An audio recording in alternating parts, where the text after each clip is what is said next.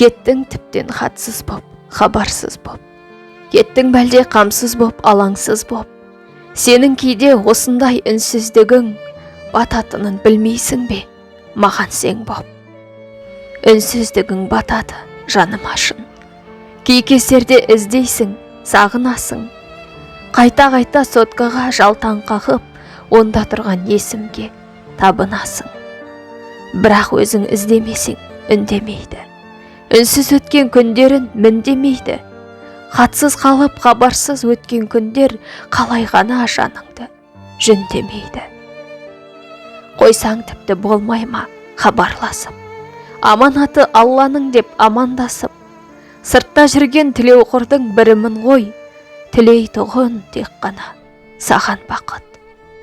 Авторы Әзімхан Аяпбергенұлы. Оқыған Фариза Қазиқанқызы.